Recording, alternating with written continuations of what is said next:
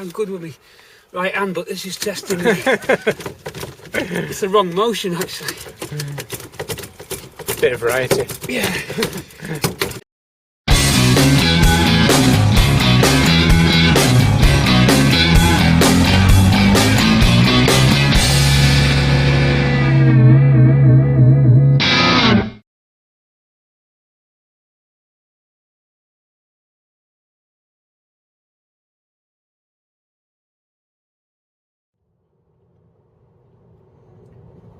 Join us, guys and girls, for this bonus footage.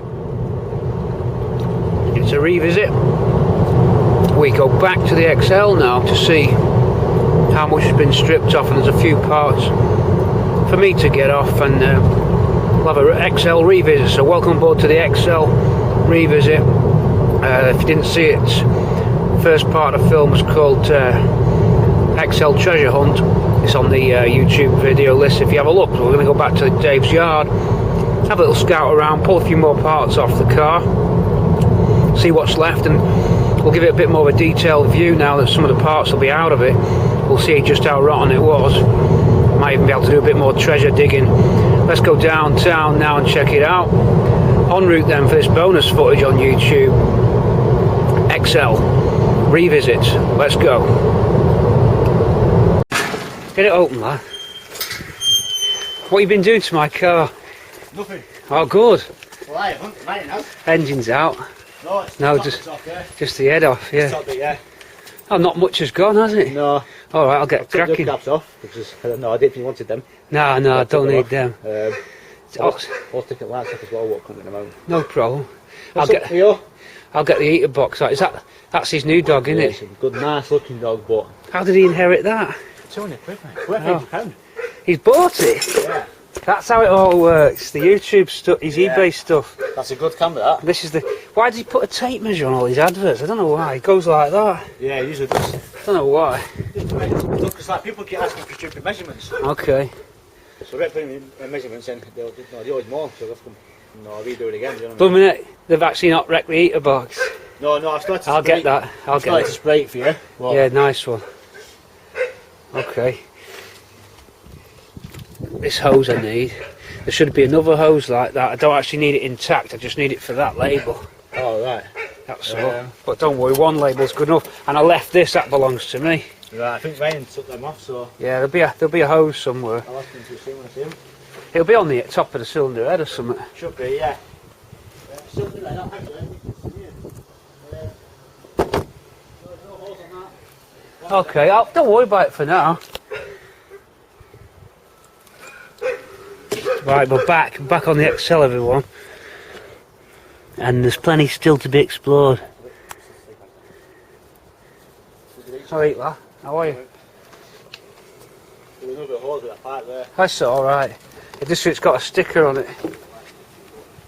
I thought this had gone. No, that's good call, that, Pete. You should get that yourself, mate. No, I've got enough stuff. I'm trying to get rid of everything. Dave reckons I'll never sell out. Does sound nice, all that. I'll take the camera through the car, look. The only problem with that, I took it off there because I didn't want to. I cut it off there because I didn't want to break that. Yeah, it's best way. We didn't need the hoses, they'll be knackered anyway.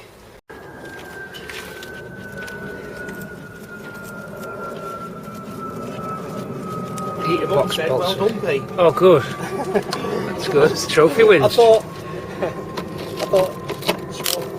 sure, you won't see No, I don't see it. You won't see her comments when it was. I don't see it. Yeah. So I take it got reposted, my trophy win. Yeah. But they didn't present it because the guy had heat stroke. So I just picked him up. That picture looks like I presented it. Yeah. Right, my first job is to get the heater box out. And there it is, an early one with a plenum drain connector, tab and connector for the plenum tube. So that's would have suited a plenum tube. We got it out of here. There's the soil, which gives us a clue about the storage of the car. That reveals the bulkhead so we can see how far it's rotted through. Initially looking alright, to be fair, but in other areas not so. The top off the engine's gone already. We saw that on the last film. Gaping hole in the wings. Forget it. Let's start investigating it under the carpet, I think, Dave. The heater's out. A worm, earthworm. Now, what would make the soil?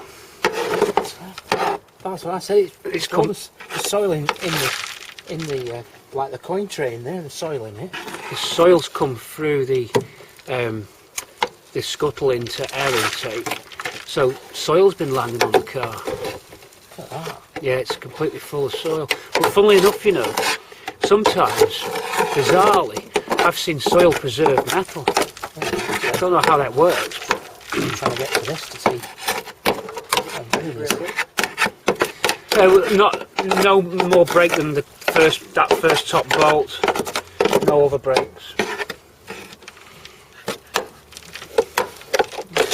The hardest part on them normally is the little lever underneath that goes through there, because it's normally welded to the flap and then you've no way out.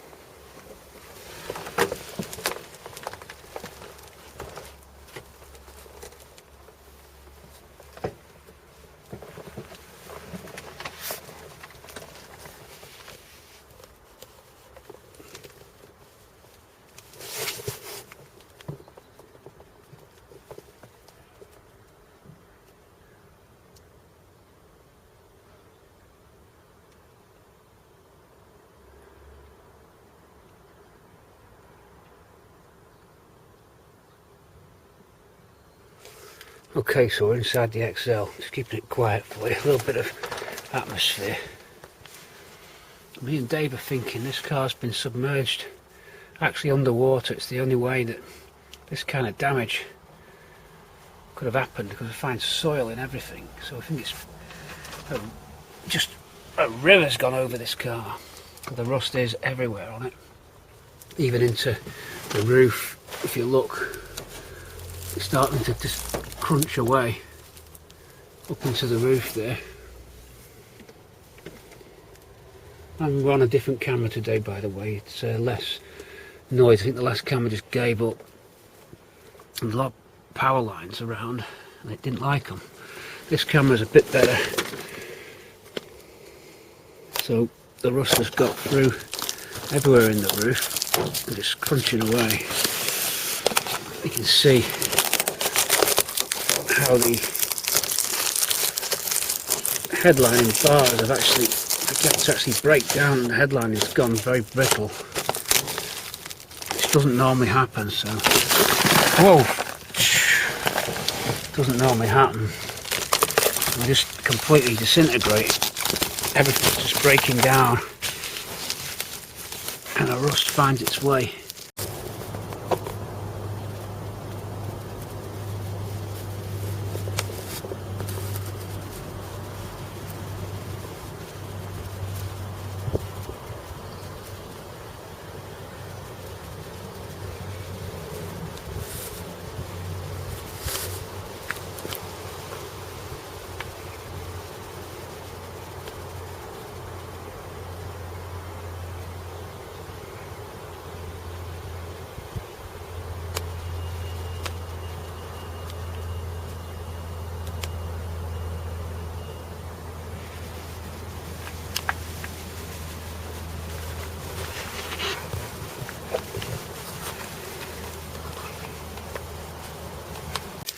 Virtually every panel on this car, and door locks were heavily seized up. We managed to get them open.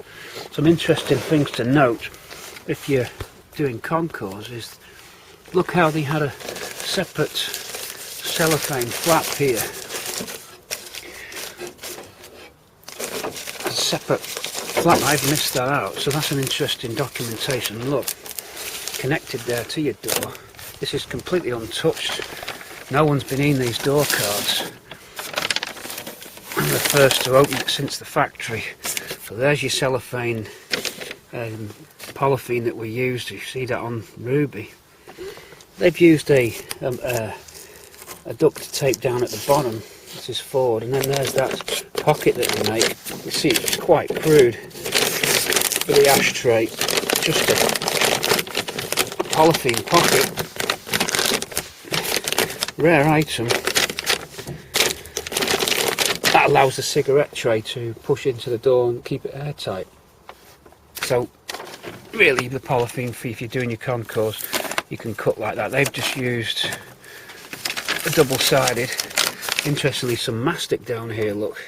So Ford have used a line of mastic down that edge of the polythene along the bottom edge continuing. So we've got mastic attaching there. So I think there's any other differences. No centre light on this one. Be interesting to see if the centre roof spar has got the square hole for it, and they've just started to discontinue the centre light. You'll see that we've got that light at the front instead. On a K-Reg you normally have the roof lamp in the centre. Let the camera adjust its light level for you. This will probably just crunch out. But there it is. You can see how it's rotted around that area through, again brittle. And there's no, I'm not damaging anything by doing this because the headline, it's gone. The headlinings are right, so we will be careful with this lamp now.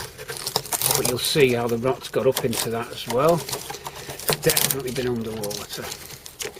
It's begun to attack that lamp. Now that should have a chrome surround on it. I have to be really careful because these break very easily. I don't know if we'll be able to salvage this.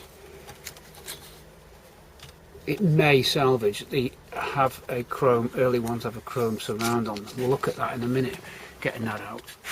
Let's have a look at the glove box then. So obviously this video is more detailed than the treasure hunt one that's just behind this film. Glove box then been full of water. Ashtray as well, just panning along the dash now. So let's have a look at that low mileage up close and personal. I'm on the back seat filming, and I'm going to just crawl through to the front, see if I can get you in on the clocks. Try to keep the camera steady for you as much as I can. Zooming in now. This camera should autofocus, it'll try. Just bear with me, let's see if the camera can cope. It may not be able to.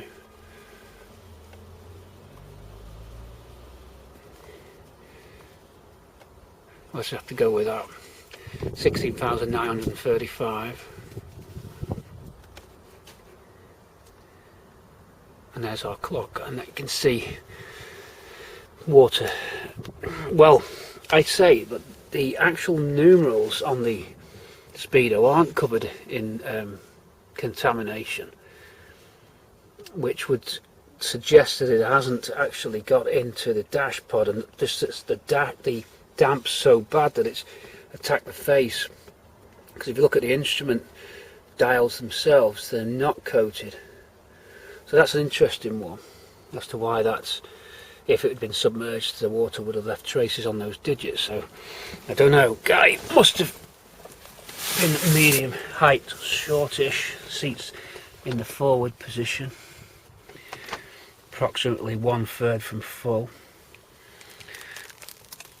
Going round to the door cards, extensive damp damage to them as they begin to curl at the bottom. We covered the roof. The material of the seats is starting to crack, so that's become brittle. Very kind of brittle behaviour with the foam. The foam's actually become solid. Again suggesting it's been submerged.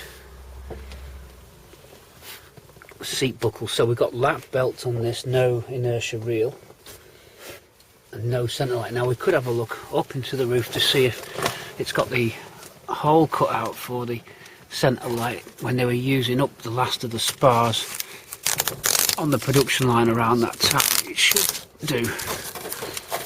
And yes, it has. So look, you've got that centre spar with the hole cut out as they used up the last of the spars, see? And then moved it to the front by adding that bracket. Simply a case of spot welding that bracket there, because it is early, because we have the centre visors, centre post push and turn. They'll be difficult to get out without breaking them. We can have a go. Taking you around outside now. I'm going to slowly climb out. I'll keep the camera rolling. So we looked at that original polythene on the door card, looked at the light clusters. Let's have a look at the condition of the bodywork now on a continuous take then for the XL K-Reg. You'll see that I removed the windows. The reason I did that early on is because they can be sometimes heavy-handed down at the yard. I didn't want them to break or damage the very easily damageable chrome surround, aluminium surround. So you saw that boot reveal, and we found all those artefacts from a stationery or newsagents or post office. Now look at the condition of the back spars, the bracing spars. If you look at the bracing spars, they've attacked in a very unusual place. I've never seen anything go like that. Look, it just breaks away. It's actually managed to attack it high up and just completely gone. The door card, the bulkhead card, firewall card just turned to dust. Nothing left. In other areas where it's survived, but I would imagine the back of that will be in bad order. Going round to around the filler neck area, shot through and gone. Wheel tubs gone. Edge of the boot floor gone. Spare tyre would be interesting. Someone did say on YouTube, is it a low mileage tyre? We've got 165 13 wheel there on a manufacturer of the tyre, Dunlop. So that's an original feature, because Dunlop was a tyre supplied at the time. I do believe that Dunlops were used.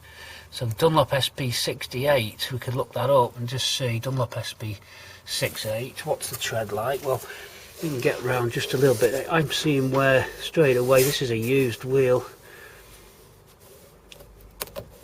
So that's been on the car. Let's have a look if it's on its original tyres then, looking for Dunlop. Yep, we are on the Dunlops. Again, all pointing to that low mileage. Okay, bodywork again, back to bodywork. And we have just completely gone around the wheel tubs. I can just punch through wherever I like. You can hear that crunching. My hat finger will just go straight through. Be careful just not to cut myself. These doors, I managed to open them. The yard couldn't do it. So to get to that door striker plate when it was that badly corroded, virtually seized solid, there was only one way, and that was to put a slice through here in order to hit the striker plate and get it to swing open. That was a tricky one. We had to go in to release the catch, and then it managed to open. So it's a rock box without a doubt. And then even here, it's gone through, the roof's gone through, where the damp's been dripping on it. Now you can see now a line, so there's a clue again, a straight line of drips across. So it begins to attack it, how far it's got. Yeah, it's got pretty far. And also, take a look at this for an interesting one. Again, this for the train spotters, enthusiasts out there. You'll see, my camera can just pick it up, you'll see a line here of spot welds. And you can see that that's the quarter panel join to the roof. Really rough. Now, that could have been because of damp. But also, sometimes these were a poor finish around this area, and they used to put a vinyl roof on it occasionally if it was a poor finish off the factory. And that came from a guy who used to work on a production line. Into the engine bay we go. So Dave's taken the head off this and he's taken the engine apart in bits. I've managed to get the heater box out, revealing a bulkhead in, crazily enough, it hasn't destroyed the bulkhead. It's full of soil. I'll dig out some soil, just have a look. How has the soil managed to actually get, look, go in behind here and actually just dig soil out. So if a river washed through this, or it's all come down through the scuttle intake and just managed to collect and build up, that's what I say, that's the most likely thing. Soil just continuing to go down there. You saw on the early video the condition of the inner wings, very bad. Absolutely, whoa, and absolutely nothing left. And an interesting one, again, a train spotting thing for you here.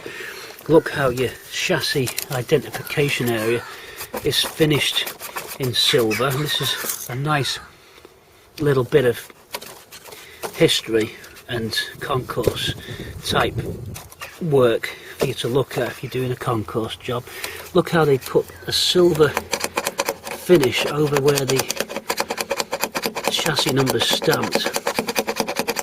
Okay, that feels slightly raised, although I would have expected that it's just a masked off area and that's the primer.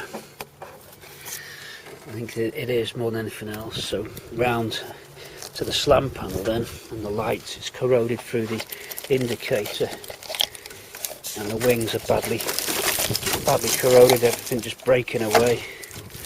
The nose cone section on this is finished here, and it's attacked it where you'll see it on this side. These are actually separate parts of the wings and are joined here, and that's where it managed to attack it and break off that nose cone. That's the nose cone. Grill damaged by the people who pulled it out of the garage. May have been alright because it's a low mileage grill, which is such a shame. That does show up, and this is just the sad part about this. With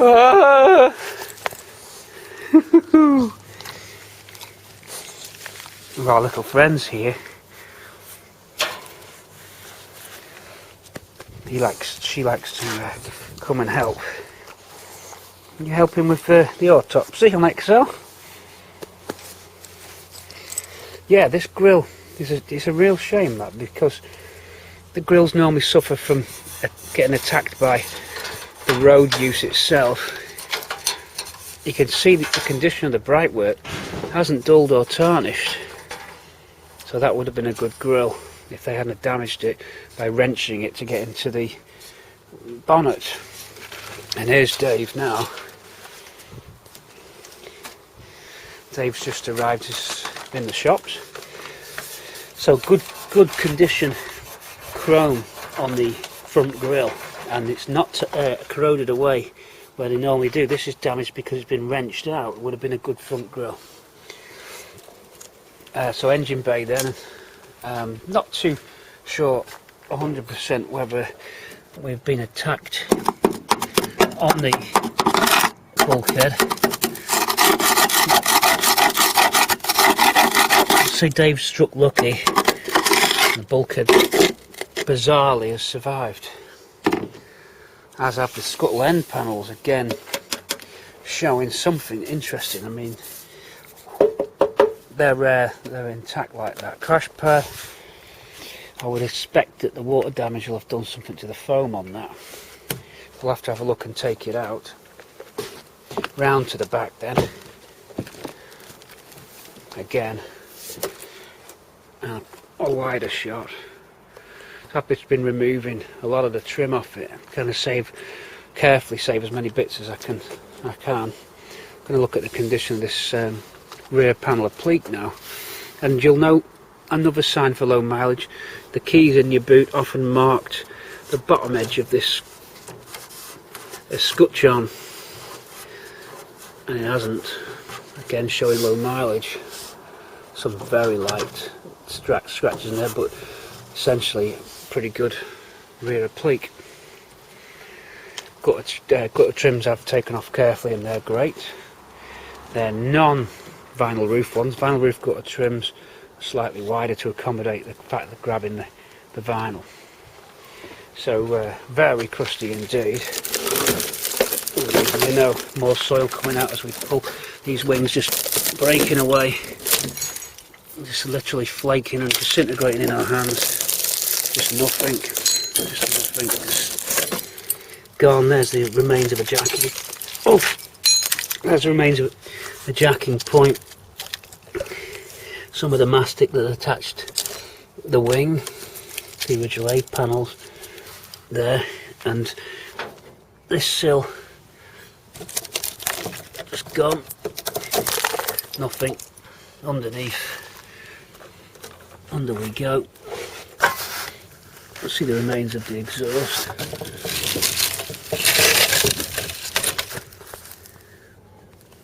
And the chassis still there, while the other side's non-existent.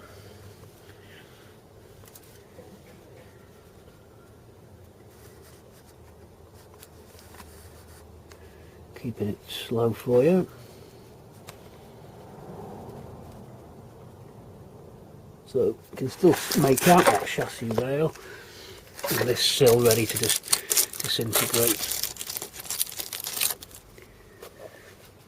We'll check the other side. Bottom of the doors gone. That's just finished. So autopsy on XL. Welcome aboard XL autopsy.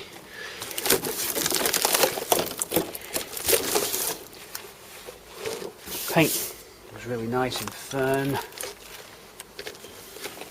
Round this side, a little bit tighter round this side. Again, we've had to break this door open to see solid. Rear wheel tub. No sill at all here. The chassis, the lower trailing arm point, it's gone, it's ready to just fall forward, that.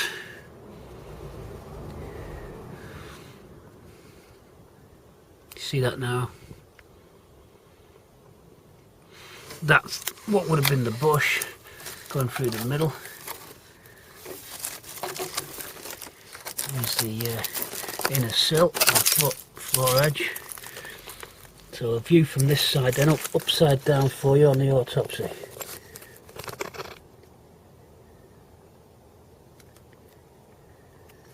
View down the sill.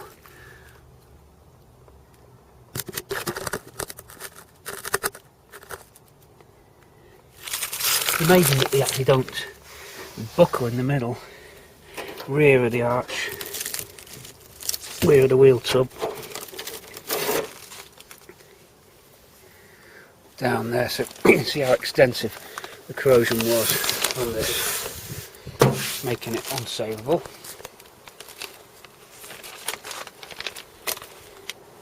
Or a very brave restorer at least.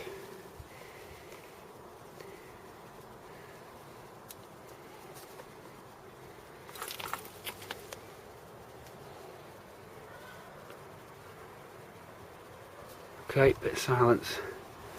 We're going to have a closer look at the speedometer and see if there's water inside it. I'm going to take the dash clocks out once I've got this gutter trim off and the rest of this door surround stainless trim, because it's low mileage it hasn't got any dents in it. So we saved that set. It's a very good set of stainless trim. Wipers have suffered badly, although they're stainless, but rotted that bad it's sheared the spring and actually attacked the what's looked like Mazak finish. So one crusty car indeed. We'll break now before we resume filming, and then I'll get that clock out, have a look under at the front of the bulkhead.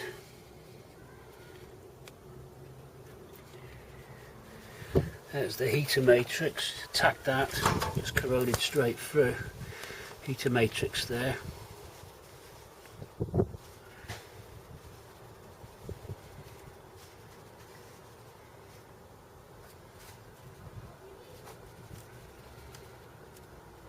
Hope you can see that okay.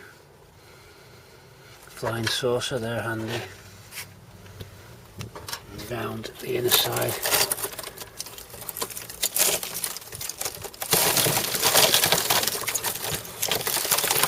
And a hole in a wing destroyed.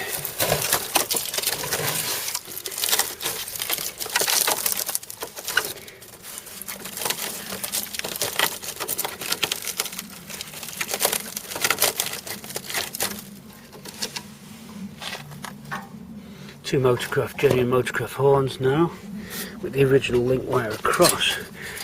Can we see the horns? Maybe salvageable, the horns. Underneath, on the front. Inner wing. The suspension clip looks bad. Here's the tyres.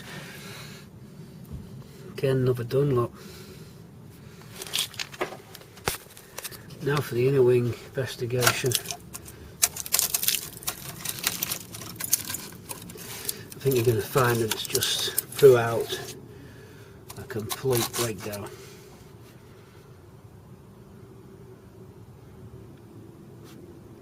Some items surviving, others not. Even the clip, even the wishbones are heavily attacked.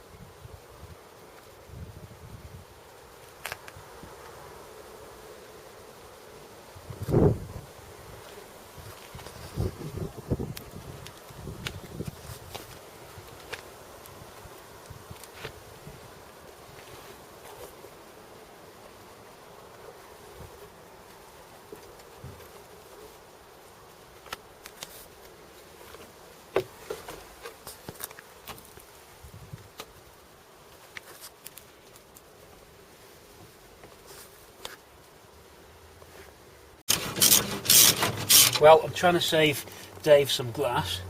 My comeuppance for filming. I don't want the glass because it's not sundered, but it's scratch-free glass. I don't think anyone's ever been in the back of the car because just the carpets look too good. Really good condition car. Well, they won't be, Dave, to be fair, but they were. They'll probably disintegrate. Might not. But good luck getting the seatbelt anchor bolts out. Well, it is. It's a 210mm. Yeah, nice original door plastics on this, and you get like a separate piece of polythene here that dangles down. Never seen that before. And then they mastic on the edges where the polythene sticks. I thought it was quite good.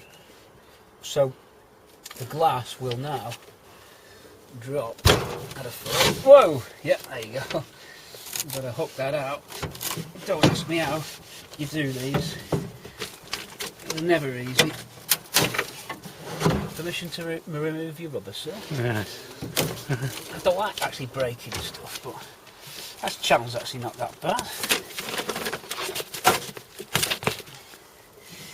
So the glass, I'm just going to woggle it about. Woggle. Woggle, wiggle, woggle, Waggle. waggle. Winkle. Will go. Might have to go from outside, but we are on with stripping what's left of this car. This roof bar just collapsed, Dave. These grab handles are worth saving if you can get them out, although it's a bit crusty up there.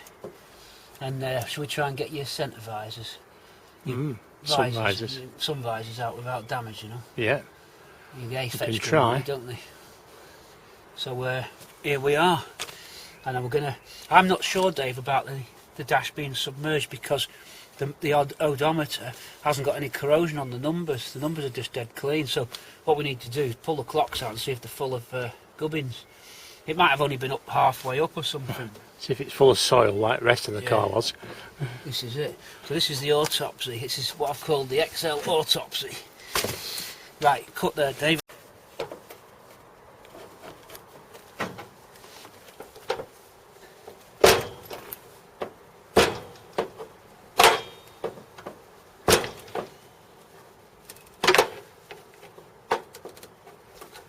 Gotta be so careful.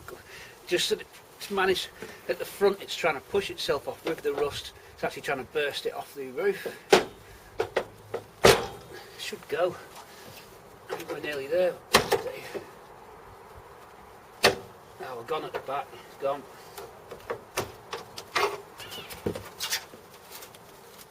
Yeah. Alright, all the rust there at the back of it, pushing on it. It's like expanding into the back of the chrome strip.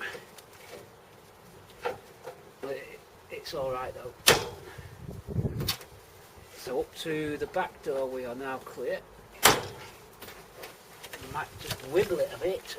Another word there, wibble. A little bit there, Dave. Business calls. Could be money, Dave. Closed. Okay, can I get out? Am I thin enough to get through? Oh! Things you do for these bleeding cars. There you go. Off. Wiggling.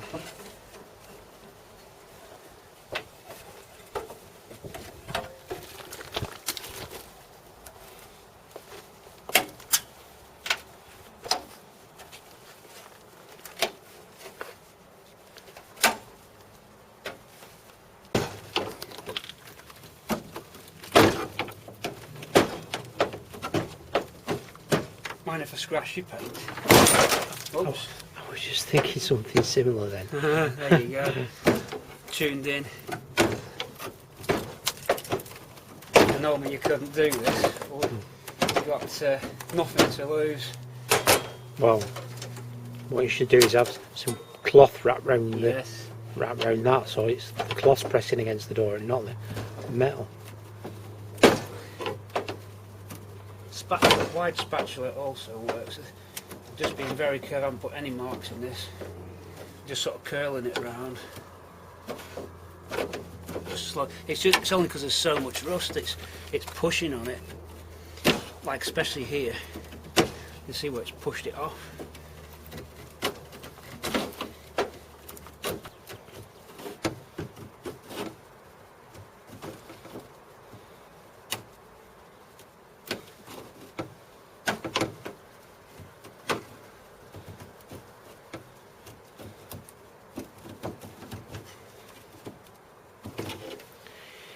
It's tricky, that. Tune into the next episode to see if it gets it off without kinking it. There you go. And there it goes. There you go. The Speedo cable's welded to the clocks. Oh, the Speedo cable is actually fused on. I don't even know if I can get it, Dave. Oh my god, that's crazy. It's just going to take Speedo out of the back of the clock. Wow. Woo! Woo-hoo.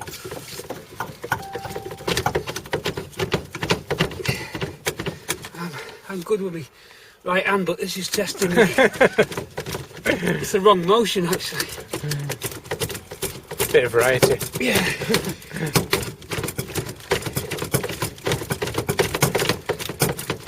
Oh my god, I think it's gone. Oh my good god. Whew. Wow.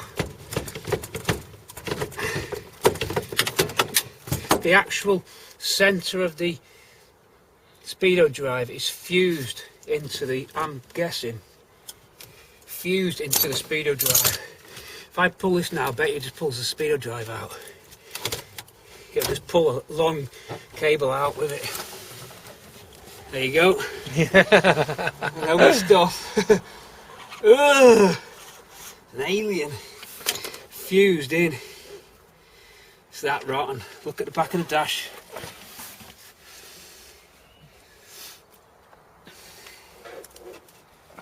I don't know where it's actually been under, but it looks like it, doesn't it?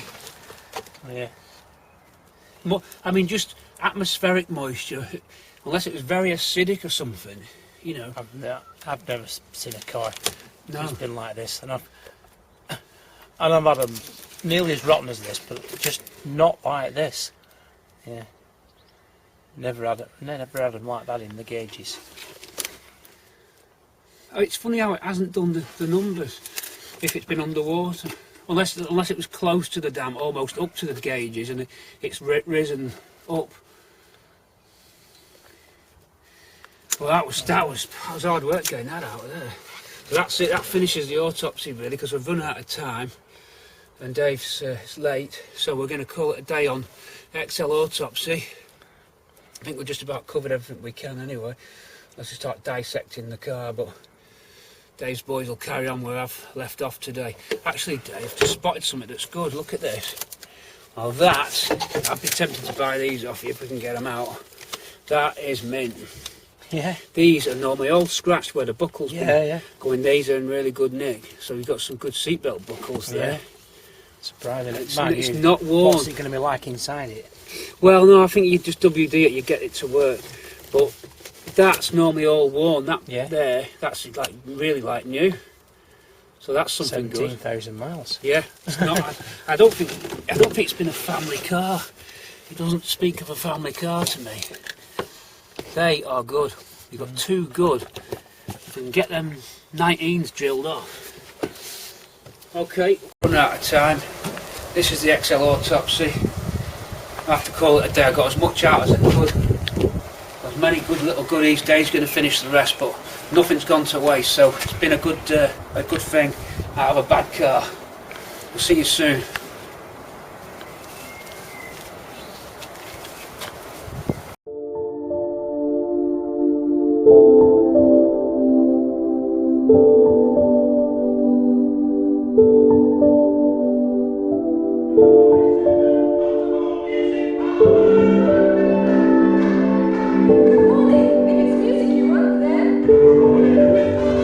Wonderful radio one. It's the first sound and the robot sound.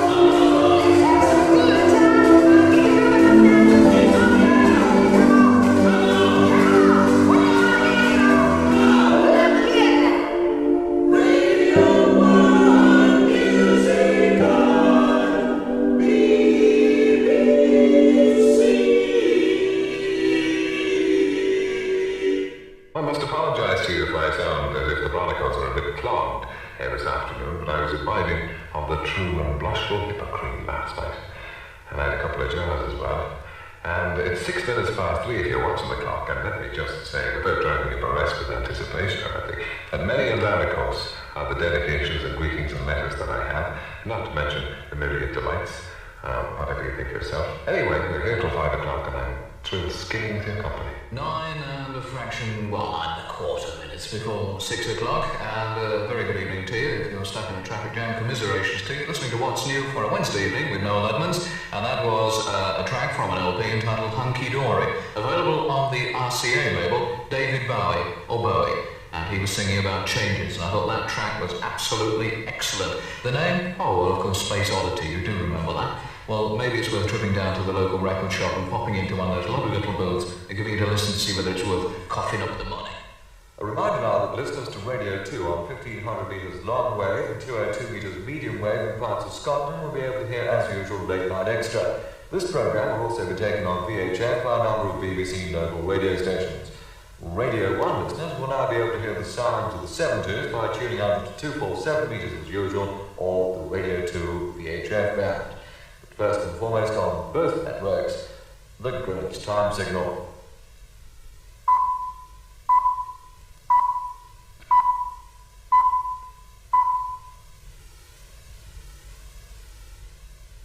Well, I don't know what's happened there. I was supposed to have a little jingle, you see, that comes charging in and says it's Wednesday and it sounds of the 70s, and tonight it's Dancing Jack Peel. That's all it's supposed to say, but I'll tell you what to do it now.